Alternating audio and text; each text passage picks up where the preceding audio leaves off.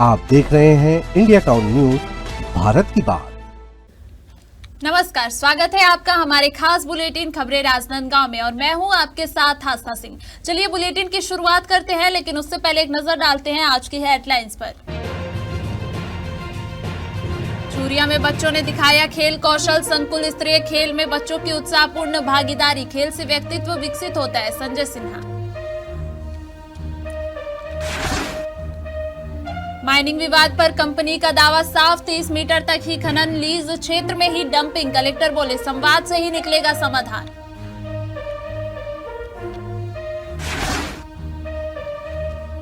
किसान सम्मेलन में उमड़ा जन सैलाब, छुई खदान में किसानों का हुजूम। भूपेश बघेल का सीधा संवाद, धान खरीदी अव्यवस्था पर किया हमला।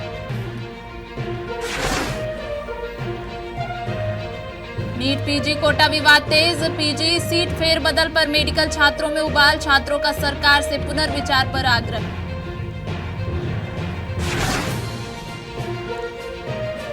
आंगनबाड़ी सहायिकाओं की 10 सूत्रीय मांगे, राजनांदगांव में आंगनबाड़ी कार्यकर्ता धरने पर, आंदोलन की दी चेतावनी। चलिए बढ़ते हैं खबरों की ओर। नगर विकास को और सुगम बनाने के लिए राजनांदगांव के गंज चौक से कन्हारपुरी बाईपास तक प्रस्तावित सड़क चौड़ीकरण कार्य का महापौर मधुसूदन यादव ने निरीक्षण किया। इस दौरान निगम आयुक्त अतुल विश्वकर्मा, लखोली क्षेत्र के पार्षद और नगर निगम के अन्य अधिकारी भी मौजूद रहे। इस दौरान महापौर ने क्षेत्रवासियों से चर्चा कर उनके सुझाव और समस्याओं को जाना। उन्होंने कहा कि शहर के यातायात के दबाव को देखते हुए और सुगम आवागमन सुनिश्चित करने के लिए यह सड़क निर्माण आवश्यक है। सड़क चौड़ीकरण के दौरान प्रभावित घरों और व्यवसायों का कम से कम नुकसान सुनिश्चित किया जाएगा। वहीं नगर निगम आयुक्त ने बताया कि मुख्यमंत्री नगर उत्थान योजना के तहत लखोली रोड निर्माण के लिए 14 करोड़ 54 लाख रुपए स्वीकृत किए गए हैं। प्रस्तावित कार्य में 2.5 किलोमीटर सड़क का चौड़ीकरण, दोनों तरफ नाली निर्माण और डिवाइडर का निर्माण शामिल है। सर्वे और मार्किंग की प्रक्रिया पूर्ण हो चुकी है। टेंडर प्रक्रिया के बाद निर्माण का कार्य प्रारंभ किया जाएगा।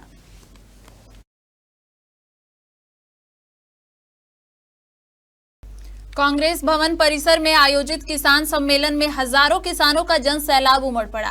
सम्मेलन में 1000 से अधिक किसान मौजूद रहे। इसके अलावा जिला कांग्रेस कमेटी अध्यक्ष कोमल साहू सहित सैकड़ों कार्यकर्ता कार्यक्रम में उपस्थित रहे। किसान सम्मेलन के दौरान किसानों ने अपनी समस्याओं को खुलकर रखा और सरकार की नीतियों पर अपनी नाराजगी व्यक्त की। कार्यक्रम में शामिल हुए पूर्व मुख्यमंत्री भूपेश बघेल ने किसानों से सीधे संवाद कर उनकी समस्याओं को सुना और समाधान को लेकर सरकार पर तीखे सवाल उठाए। बघेल ने कहा, मैं किसान का बेटा हूं, किसानों की लड़ाई लड़ने आया हूं। छुई खदान की धरती को प्रणाम करता हूं। हमारी सरकार में एक एक दाना धान खरीदा जाता था, आज हजारों किसानों के नाम काट दिए गए हैं। कार्यक्रम में धान खरीदी की अव्यवस्था, श्री सीमेंट कंपनी की जनसुनवाई रोकने और जमीन संरक्षण को मुख्य मुद्दों के रूप में जोरदार तरीके से उठाया गया, जहां किसानों ने खुले मंच से अपनी समस्याएं पूर्व मुख्यमंत्री के सामने रखी। वहाँ कोई प्लांट लगे, क्योंकि वो खेती की जमीन है, उपजाऊ जमीन है, 3 फसली जमीन है और उसे औने पौने दाम में बिचौलिए के माध्यम से खरीदना चाहती है प्लांट मालिक। वो इनको बर्दाश्त बिल्कुल नहीं है। ये चाहते हैं कि यहाँ न कोई जन सुनवाई हो, न यहाँ कोई प्लांट लगे। खदान की नीलामी एक प्रक्रिया है। दूसरी बात ये है कि आप प्लांट लगाना चाहते हैं, किसान नहीं चाहते तो हम उसको समर्थन कर रहे हैं ना। वो प्लांट और कहीं लगा सकते हैं, है ना। वो खदान जो है, खदान नीलामी सब जगह होती है और उसे चाहे वो गिट्टी खदान हो, मुरम खदान हो, रेत खदान हो, सबकी नीलामी होती है। उसकी एक प्रक्रिया है ना। उस प्रक्रिया के तहत ही किया गया। लेकिन ये गांव के लोग नहीं चाहते कि हमारे गांव में प्लांट लगे। हम गांव वाले साथ हैं। चूरिया विकास खंड के ग्राम पंचायत पांडे टोला में संकुल स्तरीय बाल क्रीड़ा प्रतियोगिता का शुभारंभ एवं खोबा में समापन समारोह आयोजित किया गया। कार्यक्रम के दौरान बच्चों ने उत्साहपूर्वक विभिन्न प्रतिस्पर्धाओं में भाग लिया और अपने कौशल का शानदार प्रदर्शन किया। कार्यक्रम के मुख्य अतिथि चूरिया जनपद पंचायत अध्यक्ष संजय कुमार सिन्हा रहे। इस दौरान कार्यक्रम को संबोधित करते हुए संजय सिन्हा ने संकुल स्तरीय क्रीड़ा प्रतियोगिताओं को शिक्षा व्यवस्था का महत्वपूर्ण अंग बताया। उन्होंने कहा कि विद्यालय के बाद संकुल स्तर पर बच्चों को अपनी प्रतिभा दिखाने का बड़ा अवसर मिलता है, जो उनके सर्वांगीण विकास में अहम भूमिका निभाता है। कार्यक्रम में सरपंच कीर्तन साहू सहित बड़ी संख्या में खिलाड़ी, शिक्षक और ग्रामीण जन उपस्थित रहे। छत्तीसगढ़ के छुरिया ब्लॉक स्थित लाटमेटा गांव में 2 दिवसीय राज्य स्तरीय जूनियर खो खो प्रतियोगिता का आयोजन हुआ। प्रतियोगिता में 26 जिलों की 52 टीमों के 730 खिलाड़ी और कोच सहित कुल 850 प्रतिभागियों ने हिस्सा लिया। इस दौरान मंच पर उप मुख्यमंत्री अरुण साव मौजूद रहे, जिन्होंने खो खो खेल को बढ़ावा दिया और कहा कि गांव के हर बच्चे को खो खो खेलना चाहिए। शुभारंभ कार्यक्रम में विधायक भोलाराम साहू उपस्थित रहे, जबकि सरपंच नरेश शुक्ला ने अध्यक्षता की। विधायक ने खिलाड़ियों को शुभकामनाएं देते हुए कला मंच और सीसी रोड निर्माण के लिए 5-5 लाख रुपए की घोषणा की। वहीं सांसद संतोष पांडे ने खिलाड़ियों को मार्गदर्शन दिया और 7 लाख रुपए की लाइट व्यवस्था की घोषणा की। प्रतियोगिता में बालक और बालिका वर्ग में दुर्ग जिले की टीमों ने शानदार प्रदर्शन करते हुए दोनों वर्गों में खिताब पर कब्जा लिया। बालिका वर्ग में तीसरा स्थान राजनांदगांव और चौथा स्थान भिलाई ने प्राप्त किया। श्री सीमेंट परियोजना को लेकर चल रहे विवाद के बीच कंपनी और जिला प्रशासन ने स्थानीय पीडब्ल्यूडी रेस्ट हाउस में संयुक्त प्रेस वार्ता कर अपना पक्ष स्पष्ट किया। प्रेस वार्ता में कंपनी के corporate zonal head Ravi Tiwari और छत्तीसगढ़ हेड प्रमोद दुबे ने कहा कि खनन गतिविधियां पूरी तरह निर्धारित मानकों के भीतर होंगी। प्रेस वार्ता में बताया गया कि परियोजना क्षेत्र में खनन की अधिकतम गहराई 30 मीटर रखी जाएगी और डंपिंग पूरी तरह 404 हेक्टेयर की माइनिंग लीज सीमा के भीतर ही होगी। कंपनी प्रतिनिधियों ने दावा किया है कि किसानों से जमीन पारदर्शी तरीके से बाजार मूल्य पर खरीदी गई है और स्थानीय युवाओं को रोजगार में प्राथमिकता दी जाएगी। प्रेस वार्ता में मौजूद कलेक्टर इंद्रजीत सिंह चंद्रावल ने कहा कि परियोजना से क्षेत्र में विकास व रोजगार के अवसर बढ़ेंगे। ग्रामीणों के विरोध पर उन्होंने कहा कि प्रशासन बातचीत के लिए तैयार है। कलेक्टर ने 2 टूक कहा, समस्या का समाधान संवाद और जनसुनवाई से ही संभव है कि जो खैरागढ़ छुई खदान में हम लोगों को सरकार के द्वारा ऑक्शन मेथड पर माइंस अलॉट हुई है। इसके लिए हम लोग जनसुनवाई कर रहे हैं। यहाँ पर खदान भी होगी और प्लांट भी सीमेंट प्लांट भी लगाया जाएगा, जो 3.5 मिलियन टन का प्लांट होगा। इसके कारण सबसे पहला स्टेप होता है पब्लिक हियरिंग का, जो हम यहाँ कराने आए हैं। अब यहाँ पर जो ग्रामीणों का विरोध है वो हम आज तक नहीं समझ पाए कि विरोध किस बात का है। हम कौन सा यहाँ नुकसान करने आए हैं, किसी की ज़मीन लेने आए हैं कि छीनने आए हैं, क्या है। छत्तीसगढ़ के अंदर 10 सीमेंट प्लांट हैं और जहाँ सीमेंट प्लांट लगे हैं वहाँ के आसपास का जो गांव है वो चमन हुआ है। वहाँ के लोगों को रोजी रोटी मिली है, वहाँ का गांव का स्तर बढ़ा है, शिक्षा का स्तर बढ़ा है, सब कुछ बढ़ता है एक इंडस्ट्री के आने से।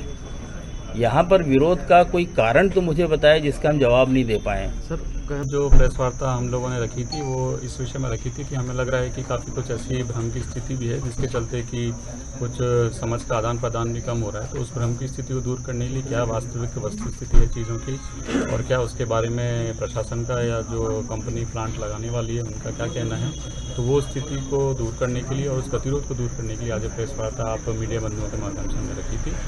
और इस प्रेस वार्ता के माध्यम से कुछ चीज़ें मैं बिल्कुल मानता हूं कि आम जनता तक भी पहुंचेगी, स्पेशली उन गांव तक जो कि अभी प्रभावित की श्रेणी में आ रहे हैं। और इसके बाद भी इनके और अन्य कोई दुविधा या डाउट्स रहेंगे या कोई और मंच उनको ऐसा लगेगा जहां पे कि एक बैठक करने की संभावना है, क्योंकि सारे समाधान संवाद से ही बन सकते हैं। तो ऐसा कोई मंच उनको लगेगा जहाँ पे कि एक और संवाद करना या बैठक करनी है, तो उसके लिए भी जिला प्रशासन तत्पर रहेगा। वक्त हो चुका है एक छोटे से ब्रेक का। बने रहिए इंडिया टाउन न्यूज के साथ। कभी कभी चेहरे का छुपा दर्द दुनिया नहीं देख पाती है। दाग, मुहासे, झाइयां सब आपके आत्मविश्वास को कम कर देता है, पर अब नहीं, क्योंकि Rukhsana glow and fair face pack जो दे आपकी स्किन को वो प्यार जो सिर्फ प्रकृति दे सकती है। हर लेयर को साफ करे, हर दाग को करे हल्का और आपकी मुस्कान फिर से लौटाए, because you deserve to glow naturally. Rukhsana herbal beauty product Amazon, Meesho और फ्लिपकार्ट में भी उपलब्ध। अमीन मोटर्स उड़ान ई रिक्शा छत्तीसगढ़ का नंबर 1 ई रिक्शा शोरूम, जहां आपको सभी प्रकार के ई रिक्शा के वैरायटीज उपलब्ध मिलेंगे। हमारा ई रिक्शा काफी मजबूत है और ये सालों साल चलता है, तो आज ही घर ले आइए आरटीओ इंश्योरेंस के साथ। हमारा पता है अमीन मोटर्स, प्यारेलाल चौक, जीई रोड, न्यायालय के पास, राजनांदगांव। 9827174038 7724047008। प्रभारी मंत्री गजेंद्र यादव राजनांदगांव के बख्शी स्कूल पहुंचे, जहां उन्होंने विद्यालय में आयोजित विभिन्न कार्यक्रमों में हिस्सा लिया। आपको बता दें कि बख्शी स्कूल में तीरंदाजी और बॉक्सिंग प्रतियोगिताओं का आयोजन किया गया था। कार्यक्रम के दौरान मंत्री ने प्रतियोगिताओं का निरीक्षण कर खिलाड़ियों का उत्साहवर्धन किया और उनसे बातचीत की। इस दौरान खिलाड़ियों ने भी मंत्री को अपने अनुभव एवं भविष्य की खेल योजनाओं के बारे में बताया। मंत्री गजेंद्र यादव ने कहा कि जिले में खेल प्रतिभाओं की कोई कमी नहीं है और सरकार खिलाड़ियों को बेहतर सुविधाएं एवं प्रशिक्षण उपलब्ध कराने के लिए प्रतिबद्ध है। मंत्री की मौजूदगी से विद्यालय परिसर में उपस्थित शिक्षक, अभिभावक और स्थानीय लोग बेहद उत्साहित नजर आए। आज नांदगांव बहुत लंबे समय बाद आना हुआ।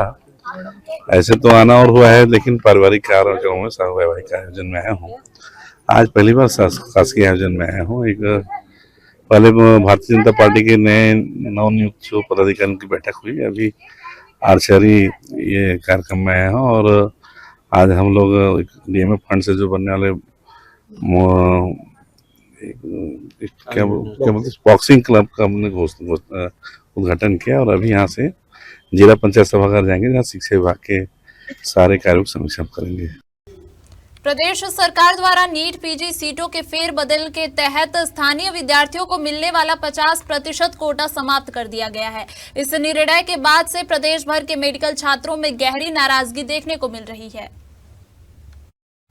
इस विषय में मुख्यमंत्री के राजनांदगांव आगमन पर शासकीय मेडिकल कॉलेज के छात्रों ने विरोध दर्ज कराते हुए एक ज्ञापन सौंपा।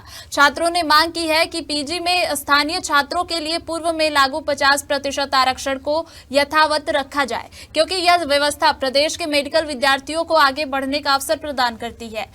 छात्रों ने बताया कि कोटा समाप्त होने से स्थानीय छात्रों की प्रतिस्पर्धा और अधिक कठिन हो जाएगी और वे बाहर के राज्यों से आने वाले छात्रों के मुकाबले पिछड़ सकते हैं। छात्रों का कहना है कि सरकार को निर्णय पर पुनर्विचार करना चाहिए ताकि प्रदेश के युवाओं का भविष्य सुरक्षित रह सके। तो मैं आपको बताने जा रहा हूं कि हमारी सरकार ने छत्तीसगढ़ में पहले जो पीजी की मेडिकल सीट 50% थी, अब उसको बढ़ा के बाहर वालों के लिए 75% कर दिया है तथा लोकल लोगों के लिए उसको घटा दिया है और वो अब 25% ही बचा है, जिससे यहाँ के स्थानीय लोगों को थोड़ा समस्या होगी और जो स्थानीय लोग अच्छे से जिस भाषा में बात कर सकते हैं, एक समस्या को समझ सकते हैं, अब वो मरीज को उतने अच्छे से कोई बाहर का अगर व्यक्ति यहाँ आके पीजी करता है तो उसको उन बीमारियों का इलाज करने में भी दिक्कत होगी और वो उतना अच्छे से मरीज को समझ भी नहीं पाएगा। अभी जैसा कि हमारे साथी ने बताया, इस मामले का मैं पुरजोर विरोध करता हूँ और इस पर आपत्ति दर्ज करता हूँ। अभी इससे हमारे बहुत समस्या होगी, यहाँ के स्थानीय लोगों को भी और हमारे स्थानीय डॉक्टरों को भी यहाँ पे मतलब इस संबंधित बहुत समस्या होगी। जैसे कि यहाँ के जो अभी डॉक्टर होंगे यहाँ सेवा देंगे तो वो यहाँ की लोकल लैंग्वेज में। हमने मुख्यमंत्री जी को, माननीय मुख्यमंत्री जी को ज्ञापन दिया है, जो कि यहाँ पर नीट पीजी की काउंसलिंग में फेरबदल किया गया है। हमारे यहाँ छत्तीसगढ़ में राज्य काउंसलिंग के अंदर पहले 50% कोटा हुआ करता था, जो कि घटाकर अभी 25% कर दिया गया है। इसके अंतर्गत हमने माननीय मुख्यमंत्री जी को ज्ञापन सौंपा है। कब से आदेश लागू हुआ और इससे आप लोग को क्या फर्क पड़ने वाला है? ये आदेश अभी दिसंबर से चालू हुआ है।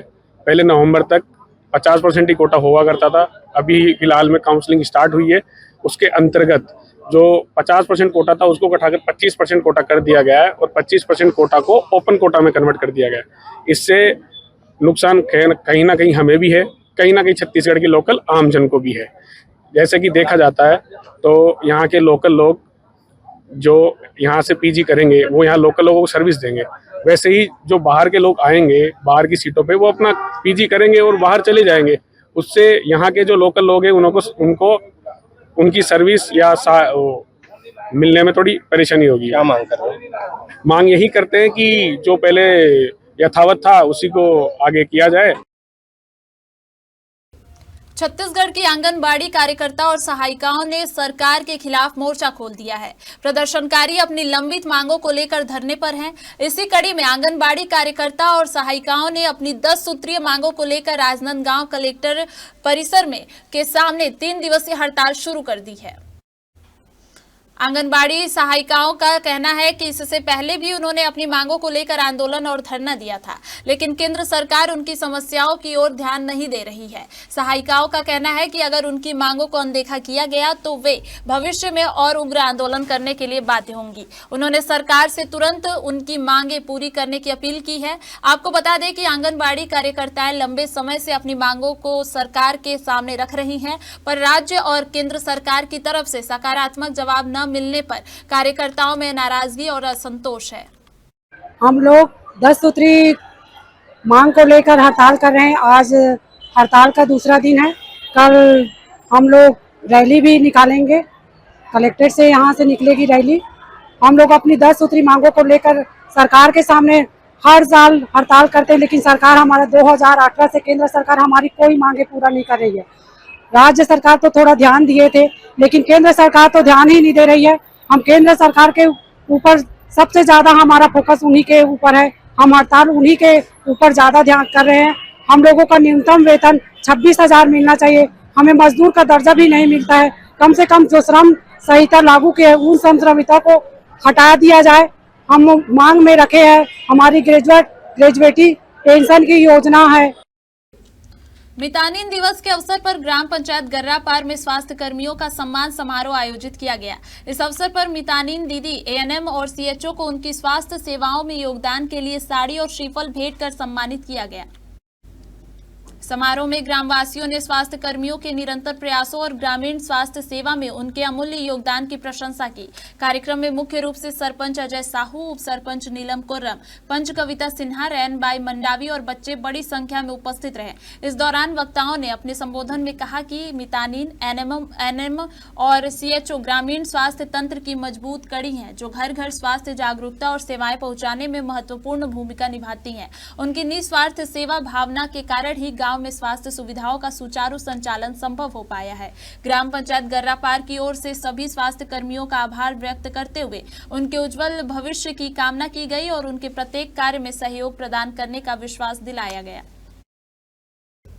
आंध्र प्रदेश के नंदायल में आयोजित तीसरी ऑल इंडिया जूनियर राष्ट्रीय चैंपियनशिप 2025-26 में छत्तीसगढ़ की टीम ने शानदार प्रदर्शन किया। देश के 14 राज्यों की 36 टीमों के बीच आयोजित इस प्रतियोगिता में छत्तीसगढ़ की 4 टीमों और 48 खिलाड़ियों ने खेल का जौहर दिखाया। राज्य के 6 जिलों से चयनित खिलाड़ियों ने फुटबॉल, खो-खो, कबड्डी और बैडमिंटन जैसे खेलों में अपना हुनर दिखाया।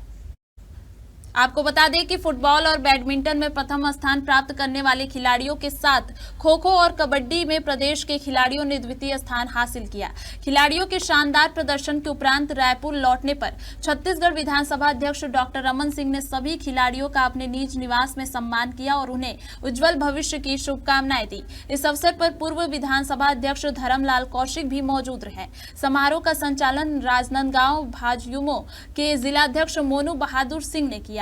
यह बेहद गर्व का विषय है कि छत्तीसगढ़ के युवा खिलाड़ी न केवल राज्य का नाम रोशन कर रहे हैं, बल्कि राष्ट्रीय स्तर पर भी खेल की दुनिया में अपनी पहचान बना रहे हैं। उनका यह उपलब्धि पूरे प्रदेश के लिए गौरव का विषय है। छत्तीसगढ़ के युवा खिलाड़ियों की इस उपलब्धि ने साबित कर दिया है कि मेहनत और लगन से न केवल राज्य का नाम रोशन होता है, बल्कि राष्ट्रीय स्तर पर भी पहचान बनाई जा सकती है। ये सितारे भविष्य में और भी ऊंचाइयों को छूने के लिए तैयार हैं।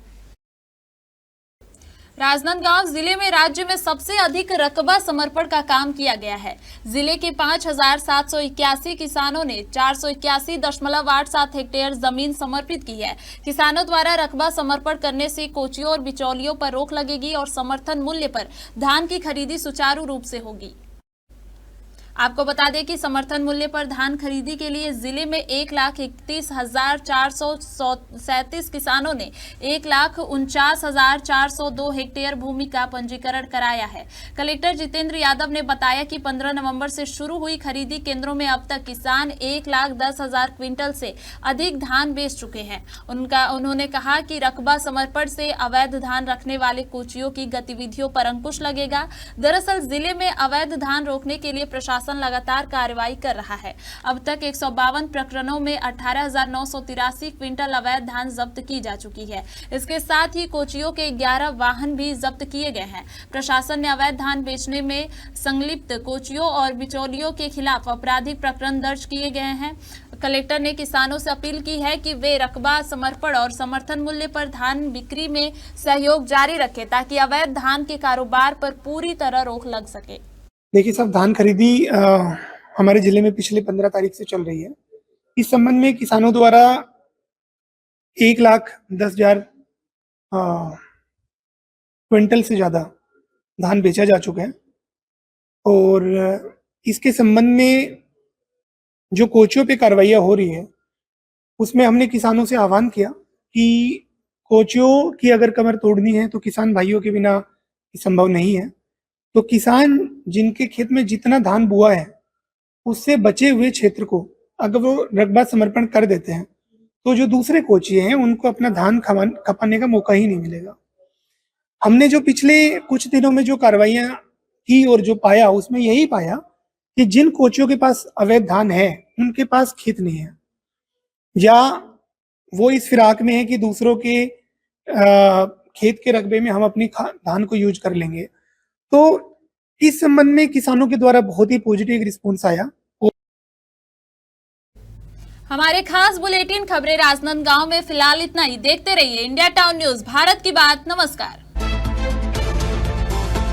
आप देख रहे हैं इंडिया टाउन न्यूज, भारत की बात।